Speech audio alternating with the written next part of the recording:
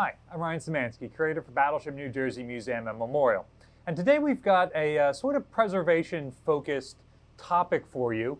I got a question on a tour not too long ago about why are the tiles different colors. So I started giving them the answer that spaces with blue tiles means that it's officers' country, and tan tiles means it's enlisted, and the medical spaces or workshops tend to have green or red tiles, and they're like, no, not why are the floors in different rooms different colors. Why do different rooms have tiles that are different colors in them?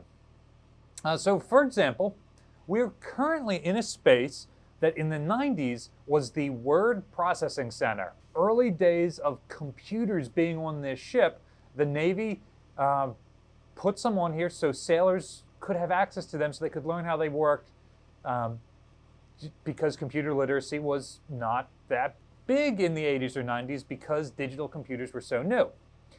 Prior to that, this space had been some other office.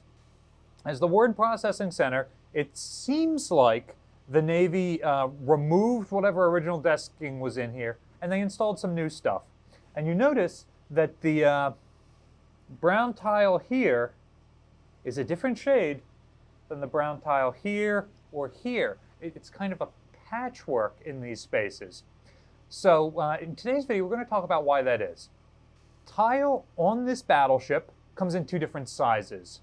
There is 9-inch tile, and that tends to be the older stuff that was originally installed. Most of the ship had bare steel decks in the 40s, but by the 50s, they'd started to install 9-inch tiles. By the 80s, they had converted over to mostly these 12-inch linoleum tiles like we have right now. Intentionally, companies that manufacture tiles change out their product availability every couple of years, pretty frequently. The idea there is, all right, we have broken this tile, we have to replace it.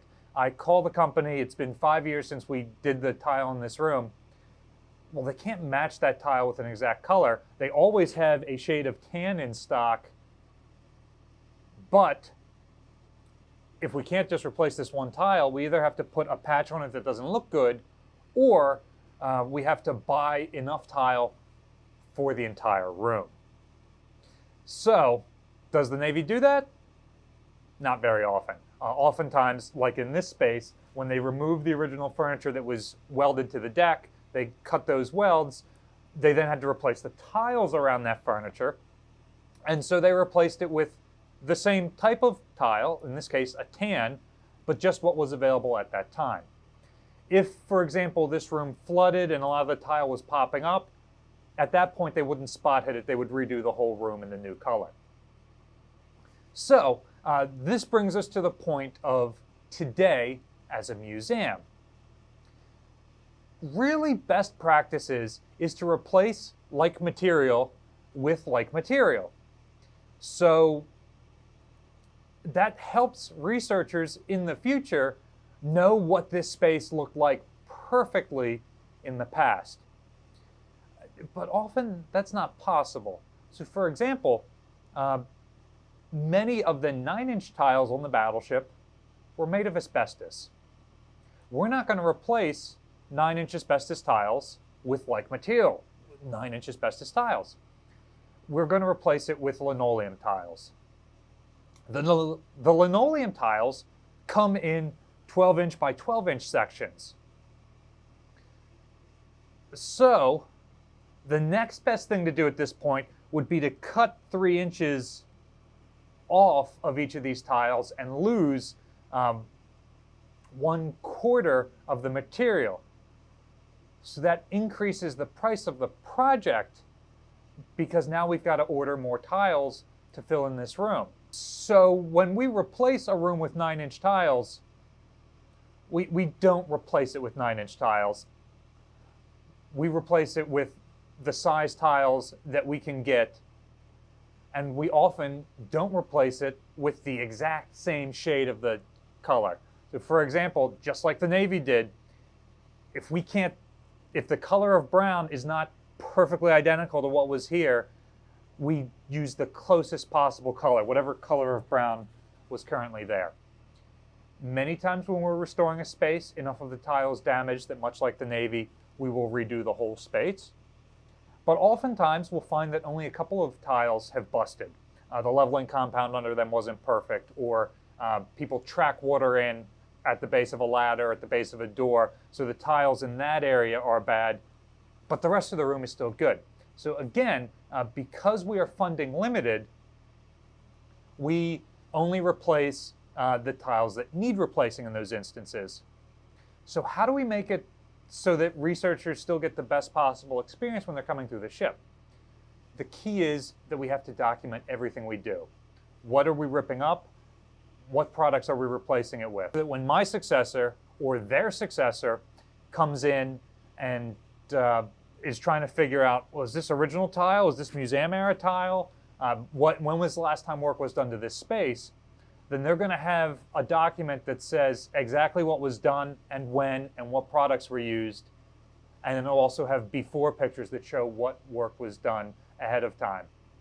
It's worth pointing out that I've been at this museum for about 6 years. If we have had to replace the tile, which should last nearly indefinitely, but if we've had to replace it more than twice in those 6 years, I tell the maintenance guys to just rip up the tile and leave it as bare steel. So often that means that there is a water intrusion problem in that space that gets under the tile, destroys the adhesive, and causes the tile to pop up. And so we're not going to spend the money to keep replacing the tile until we've solved that water intrusion problem. Because not only are we spending a lot of money to do this, but the tile is set on leveling compound. Leveling compound is similar to concrete. So just like concrete, it is porous, which allows the water to go through and sit against the steel. It leaches the acids out of the concrete, which causes the steel to corrode faster. And because it's covered with the concrete and the tile, it doesn't ventilate, so that water doesn't evaporate, and it continues to corrode the steel. So it is better for the long-term preservation of the ship to destroy the original feature, the tile and the leveling compound, and take it back to bare metal until we've been able to solve that problem. At which point, once we have figured out why we have a continuous water intrusion problem, and we've been able to fix that stuffing tube that's been consistently leaking, or whatever the case may be, then we go back to our documentation, we see what color the tile initially was, and we replace it at that point so that we're only doing it once and not every other year. Do you guys have any other questions about why we make certain preservation decisions that we do? Like why we deviate from the accepted best practice of like material in like fashion, or some other thing that we do in preservation? Let us know in the comment section down below. I absolutely love talking about these preservation decisions and talking about why we do it and what our reasoning is. And it's one of those things that is a mystery to people who don't work in the field. And I absolutely love that you guys watch these videos and engage with them. So let us know what some more content like this is that you'd like to see in the future. I imagine that during dry dock, we'll have a ton of projects like this where we'll be talking about our methodologies and our reasoning. Battleship New Jersey receives operating support from the New Jersey Department of State, also from a number of other businesses and private individuals like yourselves. We really appreciate your support. There's a link in the description below if you'd like to continue donating to support the ongoing restoration projects on the ship. If we had enough donations, we would absolutely replace every like material with like material and every tile in the room every time we had to replace a tile. Until that happens, though, we just spot hit it. You can also support us by liking, sharing, and subscribing so more people find out about the ship and the museum. Thanks for watching.